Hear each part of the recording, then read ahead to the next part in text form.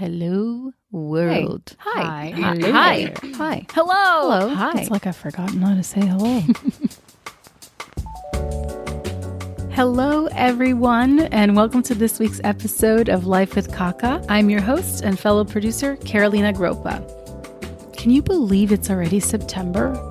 I mean, where has the year gone, guys? Seriously. Anyway, I am honored and thrilled to share part one of my chat with this week's guest, Barbara Muschietti. She produced the It remake and the much anticipated sequel, It Chapter 2, which comes out in theaters this Friday. I'm not gonna lie, I don't really enjoy or do scary movies. They are not my cup of tea. Too many childhood traumas from my older brother. But everyone and their mother told me I just had to watch the first It remake. So I did, at 11 a.m. on a Tuesday with all the lights on in my apartment. And honestly, I loved it. Yes, it's scary. But if you remove the horror, it's just a really well-written and well-acted coming-of-age story, which I'm a sucker for. We're very alike, actually, Barbara and I. We both came from South American countries. We both got our start in commercials. And we both somehow jumped the fence into the fortress that is Hollywood. I loved every second of my chat with Barbara. I'm definitely going to go see the movie when it comes out this Friday, and I hope you will too. Until then, here's Barbara. Because when I was in Barcelona, I was walking around one night, and I can't escape production anywhere I go in my life. And all of a sudden, I'm like turning a corner, going to a bar, and there's a full-blown production and all the trucks. And I was like, oh, like it's so fluent here. It seems like there's a lot of it. Well, the reason why we camped in Barcelona, Andy and I, is because we opened our production company, and we had a very successful production company for, 13, 14 years. And what were you guys doing at the company? What kind of work? So we owned it, and it was our company. I was producing, he was directing. Andy's niche was humor, of course. And we did, commercials for every single big brand, from, the Coca-Cola company, PepsiCo. For the European market mostly? No, for every market. We worked for every market. Sometimes we shot in Barcelona. Sometimes we shot, we shot in South Africa, in Argentina a lot. We shot around the world, and it was an amazing school for us. It was just, I always recommend, when people ask me about commercials, I'm like, go do commercials. It's an amazing school. No big risk, because there's no box office to penalize you. So just go for it. Well, I'm producing a commercial right now, and it's very much the thing where it's the same. It's very similar to prepping a feature, but you're shooting for 2 days, and it's a client facing job. We're very right? alike, so there's a lot actually. more sort of ego and hand holding and making sure that there's the right flowers at the pre-pro meeting and all this kind of stuff that the client likes, because God forbid you have the wrong flowers, that will derail having PTSD right now. But I think it teaches you an important lesson in managing people and personalities, which is an invaluable skill set, right? For anything in life, but especially this business, especially production, because it moves so fast. It's such a high pace, high stress environment that it teaches you that lesson. And if you don't like the people you're working with, it has a very specific end date. And the good thing too that I've experienced is you can kind of hand select the people that you like, and like this coordinator and that gaffer and that makeup artist, and you sort of bring them up with you into other factors of the business. So yeah, and it's not only repeat business in commercials, which is glorious. And it's not only on the production side, it's also on the agency side, that when an agency loves you, you're going to get their love over and over. And you've pre-established a hierarchy or how things work, and it's great. Well, and as someone who started in indie movies, when you get that love financially as well. I'm getting paid? What? A lot of money? I could pay my bills and have savings? What is this life? I think it's a great balance. I feel like I have found a pretty good sort of balance of doing about a feature a year and then supplementing it with branded content and commercials and short form stuff, that because I want to work with those people, and it's good people doing good things. It's not only for producers, but I have to say, looking at Andy's trajectory, by the time we made Mama, in 2013, right? The short. We shot it. No, actually, we shot the short in 2009. Then we shot the film in 2011.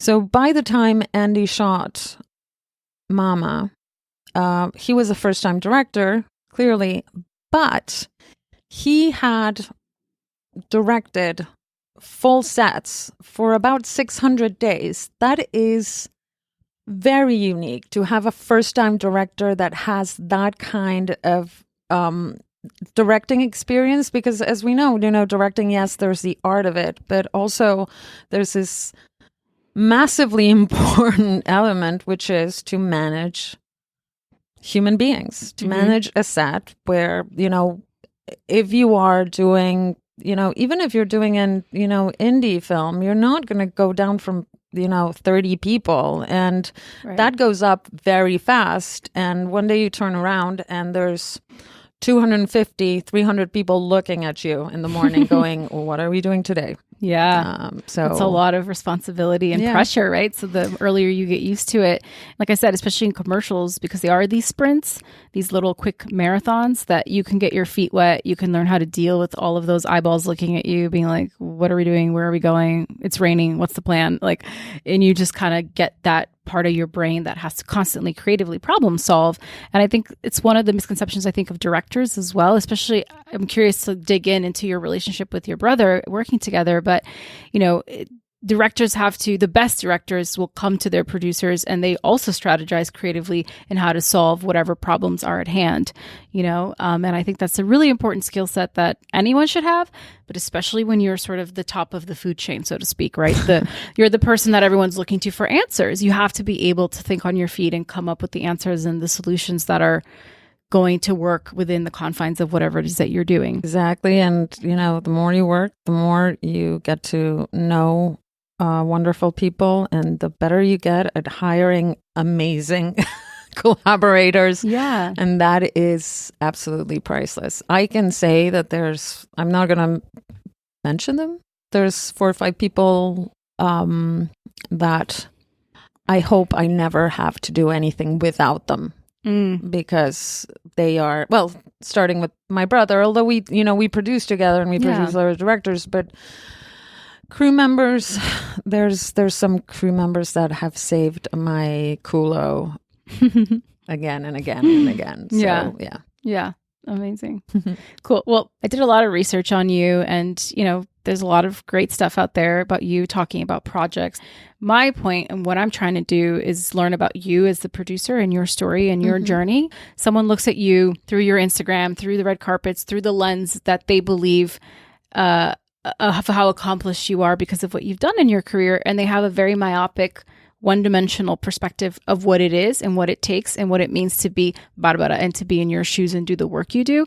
And so, we don't need to make it a therapy session necessarily, unless you want to, but really sort of shining a light on that, on the real, like the challenges of being you in this world and the blessings of it.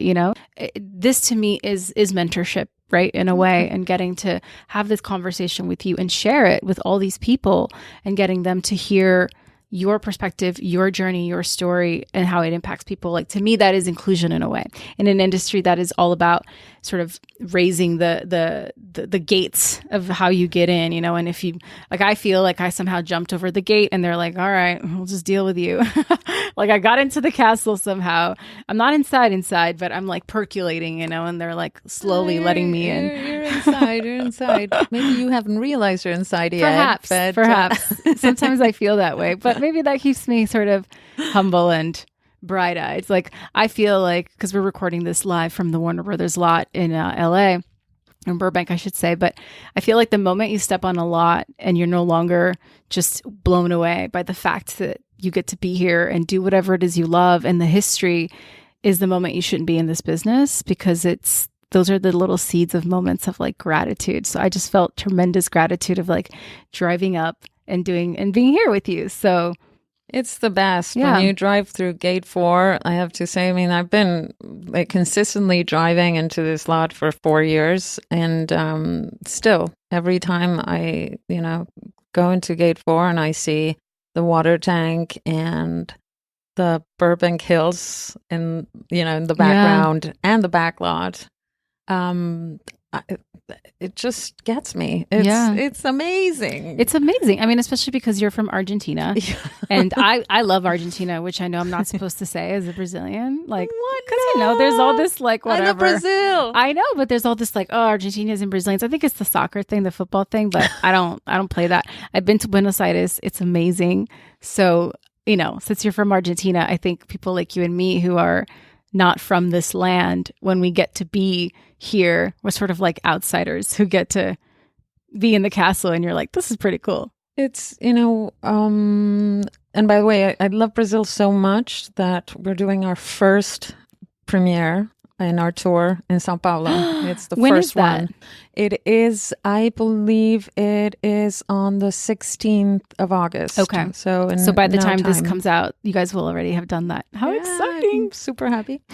In Sao Paulo, you said. Sao Paulo. Nice. Yes. And then from Sao Paulo, we go to Buenos Aires, Miami, LA, Toronto, London, Hamburg, and hopefully Tokyo. That's Does it get exhausting to have so many premieres, or is that a really fun part? It is exhausting. It is, but you know what's the most exhausting part for me? It's like when you're going on, on this junket premiere. It's you have to have someone, do your hair and makeup for like an hour and a half every day. And I don't know, honestly, how actors do it through their lives. It takes. So you don't like that part, the glam part? It's just, I need to be moving. I need to be talking. And if they're putting lipstick on me, I can't. And I love it. And then I see the picture and I'm like, thank God they did that. Right. But it's like, it's hard time for me. Yeah. It's hard time. I think of, Bill Skarsgård doing 3 hours every time he's Pennywise. I'm like, man, this guy deserves, a freaking monument. Yeah.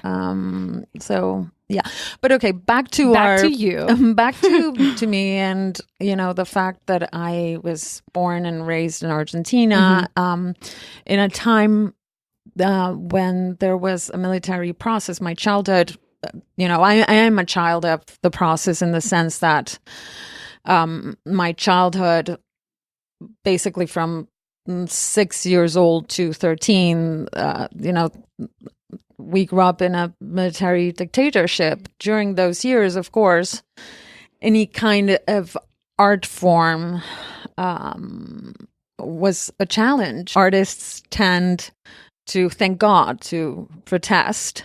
So there was a huge forced exile on artists, and huge censorship from the part of and repression from the part of the military government, which meant that the film business was pretty much inexistent.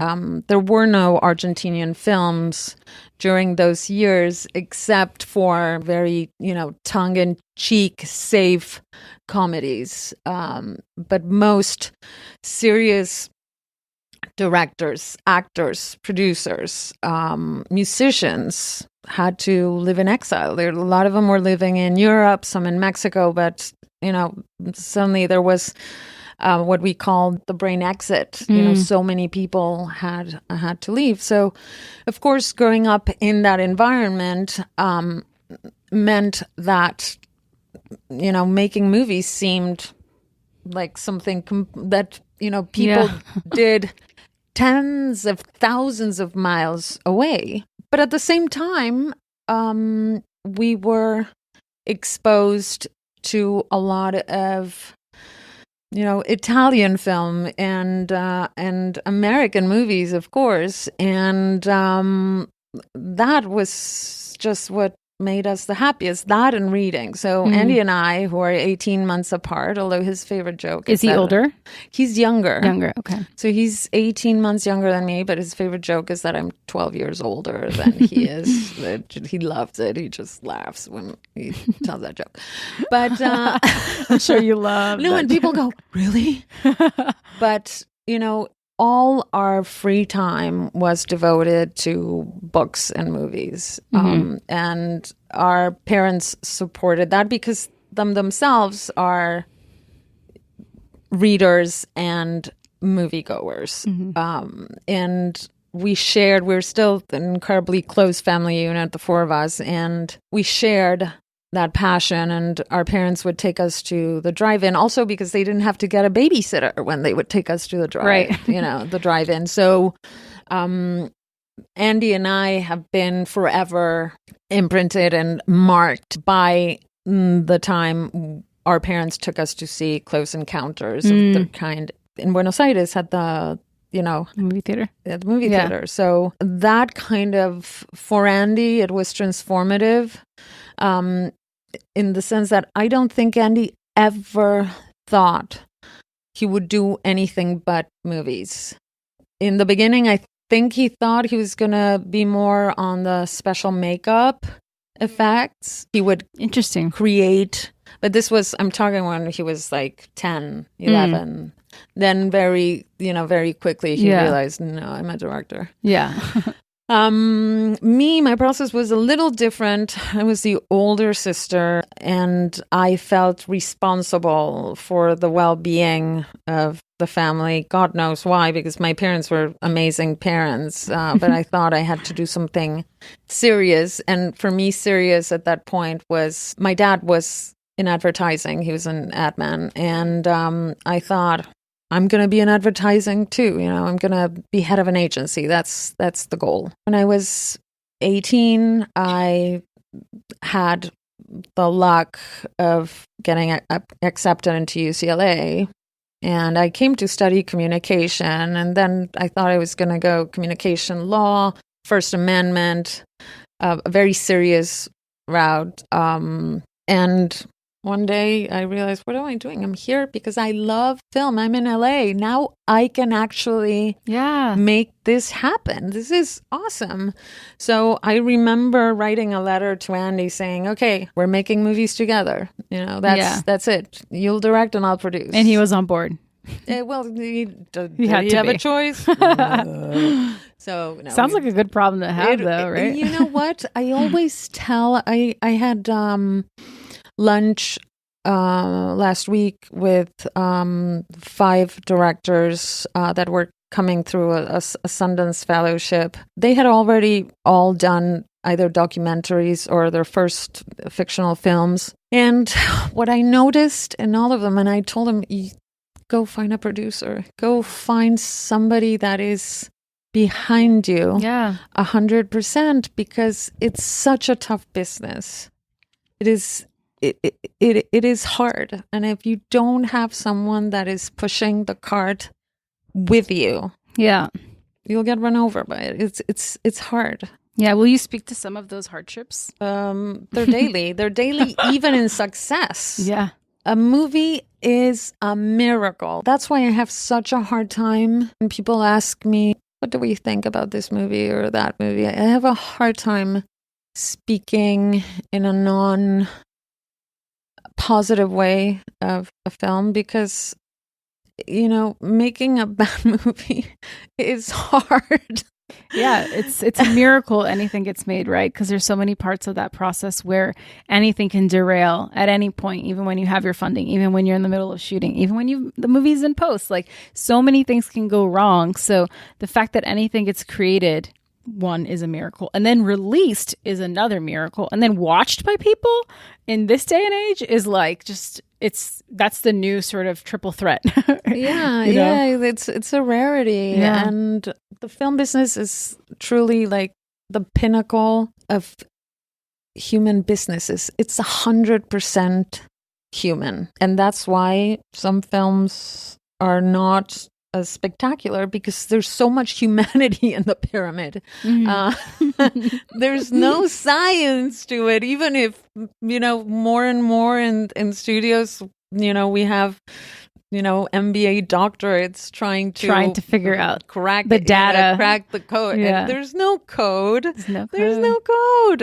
Every movie is a miracle. So, hardships. What are the hardships? Getting the money. Getting the money is always hard. Is hard. And even if you're like in a comfy studio situation, like we've been for the past 4 years, because our 2 films were financed by studios because they owned, Warner Brothers, New Line, they have the rights on the book. So we worked with them. And I have to say that we've been so blessed and so lucky. And I'm not bullshitting about this. We've been very lucky to have, partners at New Line and at Warner Brothers who have been incredibly supportive through this process. But, every day is... it's a fight because they themselves are trying to have a balance between what is business and what is art. And because no one really ever knows what is going to work and how much it's going to work. And they are trusting you with a lot of money. Right. A lot of money. And in a way, they're trusting you with their jobs. Yeah. Because a really bad movie, like a financially unsuccessful movie like at a studio, wipes out a good amount of people. I think a lot of people who don't work in the business and are not reading the trades regularly don't realize that when big movies that cost a lot of money don't work financially, that a lot of people lose their jobs over those decisions. And the psychology of that is interesting because it's kind of hard to pinpoint what the issue was. But I think to show stakeholders and shareholders, like, we're doing something about this. We're going to try something new. We're going to try to reinvent the wheel a little bit. But I don't know how well that works. I'd be curious if these MBA guys are really looking at data. I want to see that data.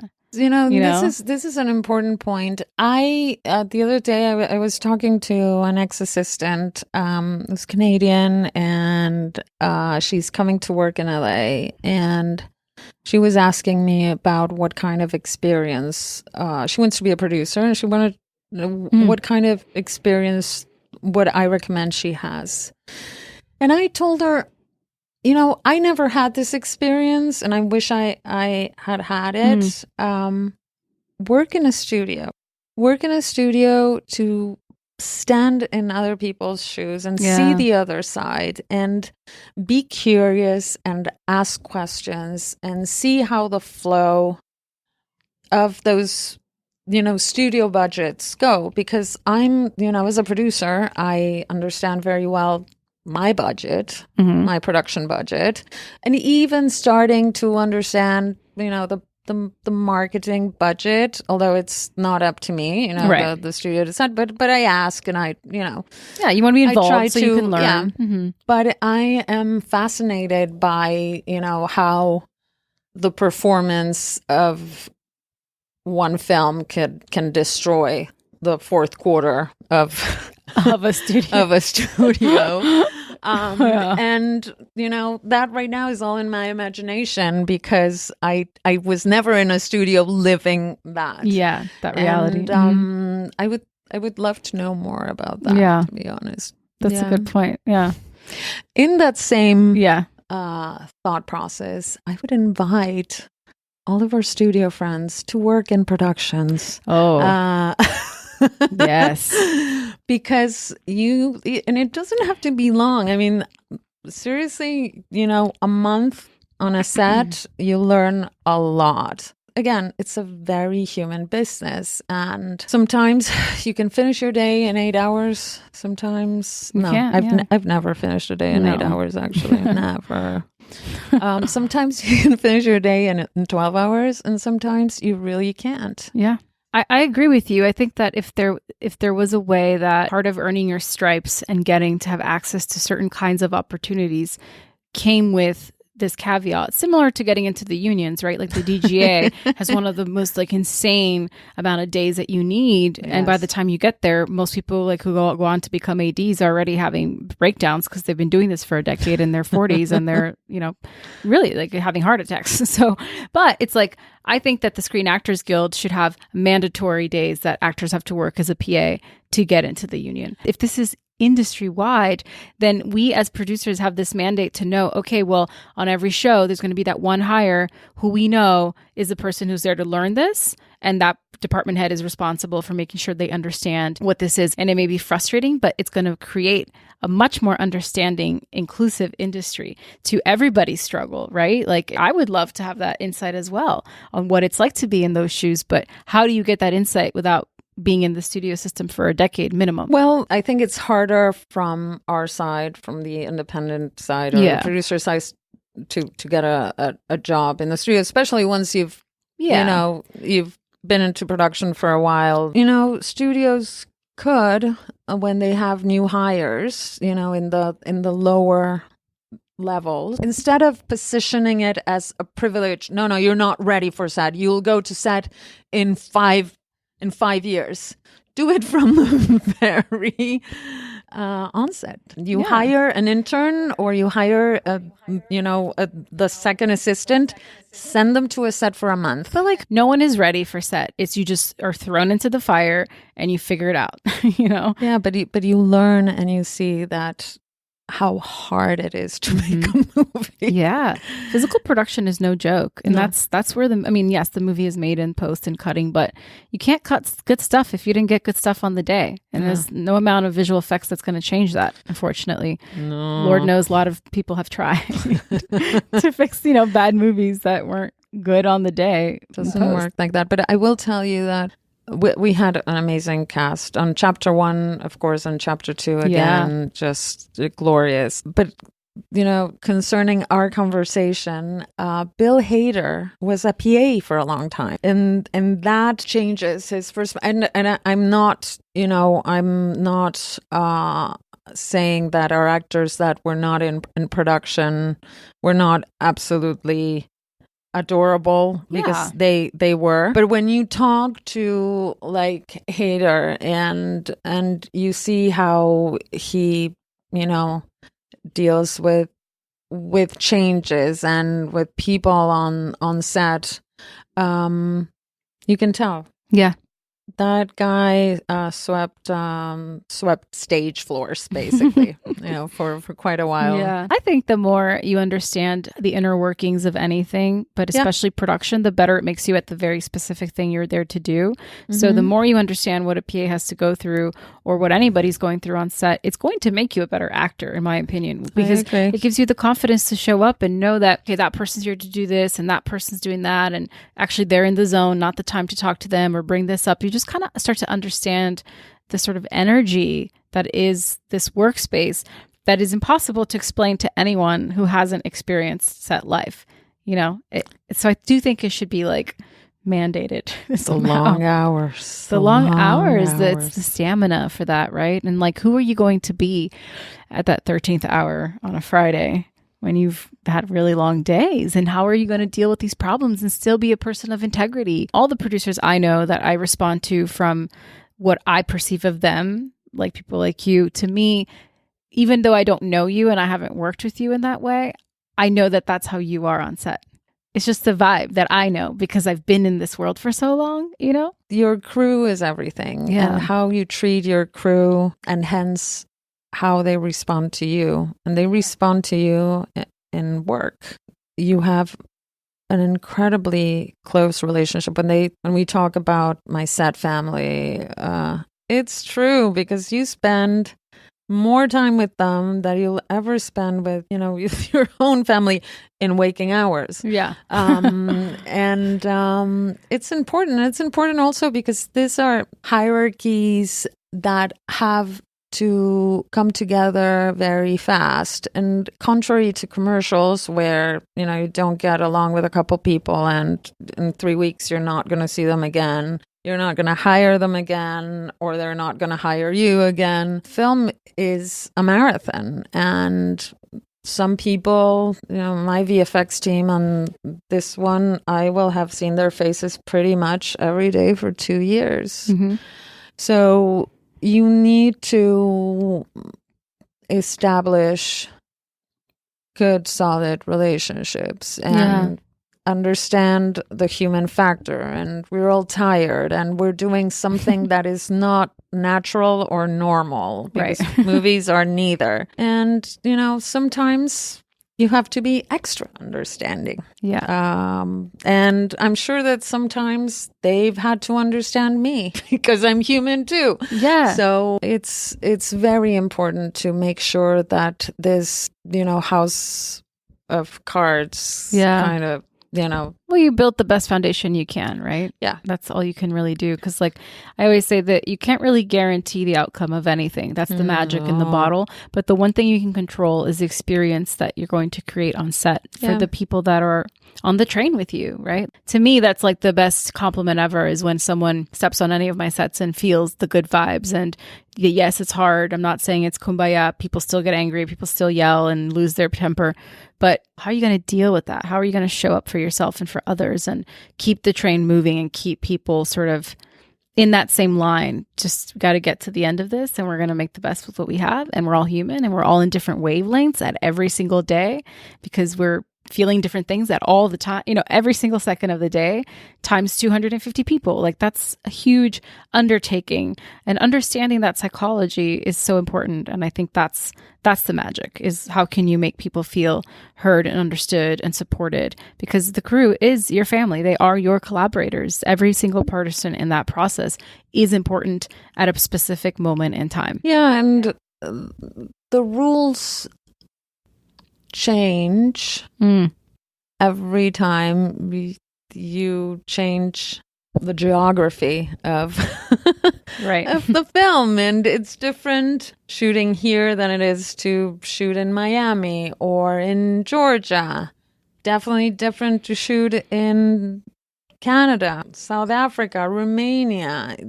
You will be more successful at your job if you learn to adapt quickly. Right.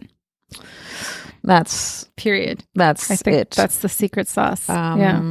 Because, what we do as producers, our number one job, I find the reality of our job, the bottom line is solve problems all the time and make decisions all the time. And some are tiny and have no consequence, and others are massive and have tons of consequence, even when you don't realize how that's going to trickle. So in that sense, and in order to do that, to make those decisions and to solve those problems, you have to understand that, your films will be completely different one from another. Mm-hmm. The crew will be different. Even if you work with the same crew 4 years later, why is the grip so slow? His knees hurt. Well, yeah, he's 4 years older and he hasn't stopped shooting while you were developing. It is about adapting. It's about understanding evolution and change, and mostly, empathizing and understanding that we are doing every day something difficult and something new, because that is the second important chunk of producing, apart from making decisions, solving problems, is that you're going to be faced with new stuff all the time from every corner. It's not just, that there's new technology or that you're shooting a new movie with a new director or not. Yeah. It's just, it comes from everywhere. It's not, there's definitely no routine in filmmaking. Just like there's no routine in producer. Now I'm going to change a little bit the subject, but I get asked all the time, two things. What does a producer do? It's impossible to explain. It's just like, I do everything, everything that you're not thinking of, I'm doing that. Yeah. But also when I get, asked, well, but how do I learn producing? How do I get into the business? How do I produce a movie?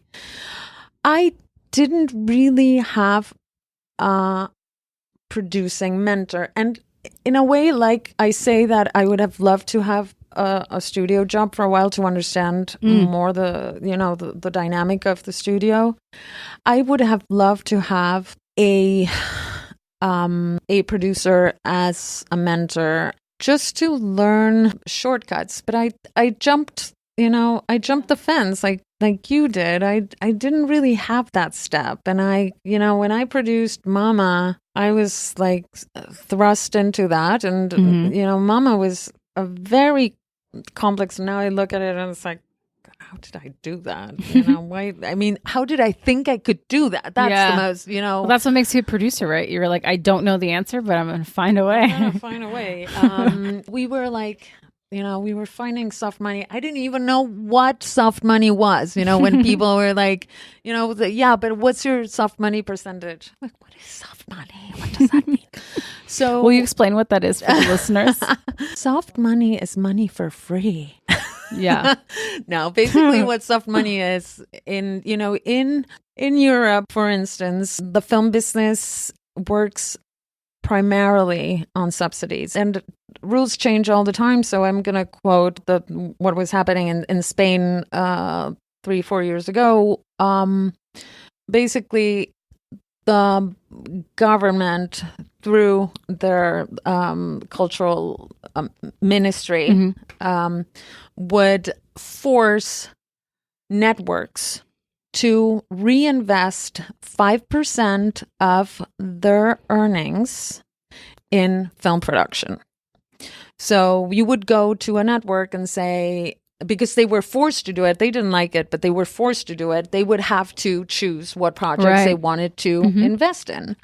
So you would go to a network and say, okay, I have this project and this is the money that I estimate I am going to get from the Ministry of Culture, because they would match, for instance, your spend to a 50% capped on, I don't know. In those days, I think it was, you would have a cap of 3 million euros or something like that. So they would give you up to 1.5 million. The federal government would, and then in Catalonia, you could get another subsidy for 150,000, and then you would go to the local TV, and then you would go to the nationwide TV and get more money to make your movie. That's the only way to finance your films in But Europe. they weren't treated like investors, right? Where they're expecting a return. No.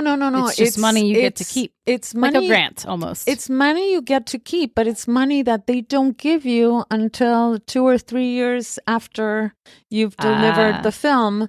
So it's very tricky because you are basically getting loans on that money. And bridge loans in a way. Interest. And interest is, for movies, is insane. And a part of the subsidy, basically, you can only hit the top of the subsidy if you hit a certain box office. So if you make a complete dud, you're not going to get as much money as you projected, and then you won't, you owe the bank. Wow. And I admire Spanish producers and a lot of European producers because as collateral, they're putting up their houses. It's insane. Yeah. I didn't know that. Oh, yeah. For the love of the art. Love of the art, and crazy. That's soft money for soft you money. guys. Okay. Yes. And Mama was a Spanish-Canadian co-production. Canada is a well-oiled subsidy machine. They're fantastic, actually. Yeah. So there is a treaty between Canada and pretty much any country in the European Union. So we used that. And we ended up collecting in soft money about 35% of the budget, which is massive. Wow. but I didn't know, I kept on going. No one was stopping me. So I'm like, okay, let's just keep on going. Like, it's like that imposter syndrome. You're like, I'm just going to keep doing this until they find out that I make it. Don't know. I mean, still today, so there's probably 3 days a year when I feel, okay, I think I'm accomplished. The other 362, I'm figuring out how to. How do you deal with yourself on those days? Like, what's the thing that you come back to that kind of keeps you going and pushing forward on the days where you don't feel accomplished? I'm ambitious, and I've always respected ambition. Ambition without, you don't have to screw anybody. I'm ambitious about myself and my work ethic and growth, and I want to make things better. And I happen to have a partner who's my brother, the director, who's a perfectionist. So we are always striving to make things better. Yeah. For that, we get in trouble all the time because, we're like getting to deliveries on the last second possible because we keep on changing things to make them better. But that's who we are, and it works. So we're not going to change it. So you don't have periods of your life, or maybe you have, where you've been sort of sad and down and you were like putting all the energy and you had all the ambition and maybe you weren't getting the return on yourself that you were expecting and sort of felt, why am I doing this? Like, what's the point of this? Like, you've never gone through that spiral? I don't really think of what is the point of this. My thought pattern is interrupted right about when I'm going to get to that place. There's like an iron door that comes down and stops me from the full reflection. But I have bad days all the time because, again, what we do is hard. I'm producing a film right now with another director who we love. Andy and I are producing him, and we never got an answer from an actor that we really wanted for the role. And, it's a combination of, but why? The script is awesome. The director is awesome. This is great. But, I don't know. The guy is like directing a movie, the actor is directing his own movie, busy. Yeah. Don't take things personally. That's right. That's and again, what always helps me is put yourself in other people's shoes.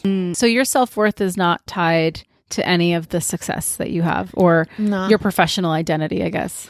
No. I can always, I'm in that sense, I am relentless, and whenever somebody knocks me down, my brain immediately goes on, I'm going to fucking show them. I can't help it. This has been happening since I was...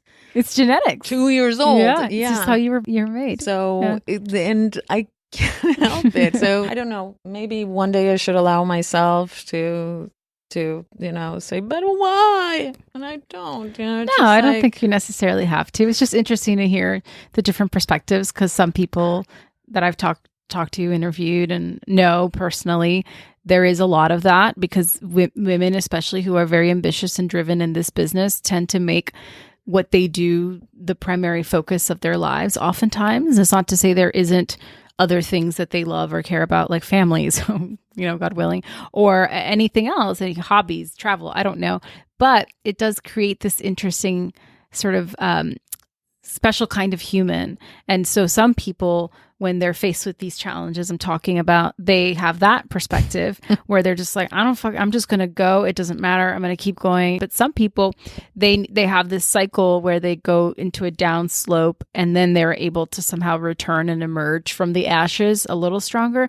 But just people have different ways of handling that. And so I'm always curious, because I know how I handle it, and it's not well. I'm getting better. So I guess it's more of like a personal question, because I'm always so curious how, like I said, there's this perception that we all have of someone's life, or what they must be like, or how they tolerate this, or Like someone may assume that you love going through hair and makeup, when you're doing press. And so I think it's great to hear the realities of what it means, what it takes, what that person responds to or doesn't respond to. So that's why I was poking you for it. But I and this is something I must admit, I have a huge advantage on that, which is that, I work with the person that I've known for, it's going to be 45 years pretty soon. Yeah. And we have our own little support duo. Yeah. And he once told me, when you work on your own, you have 100% of the pressure. When you're working with someone who you trust and love, it's not that you have 50% of the pressure. It's that the pressure dissipates. You don't have the pressure at all anymore. Yeah. In that sense, I've been lucky because whenever, we get a rejection or something not so palatable happens, we have each other, and it's like, screw it. But, that is just a part of it, because my brain has always operated, even in my personal life, dating or whatever, it's like, I'll show him. I'll show him. Total badass. So Coco, who's like the person who brought you up to me, not that I didn't know who you were before, she was like, oh my gosh, she's like the best. She's a total badass. She's like, I want to be her when I grow up. Coco Kleppinger, who's a casting director. She cast the first. Did she cast the second? Did they cast the second? Oh, yes. Okay. I would have not made this movie. That was a dumb question on my part. And I will not. That's one of the people actually that I don't want to work without is Rich D'Elia and Coco, because they, the second film, of course, we have people that are, known names.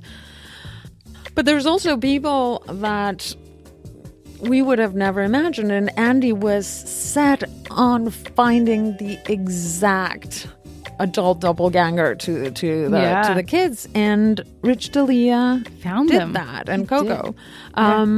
So I don't want to work without him. Yeah. That's good to hear. He probably knows that.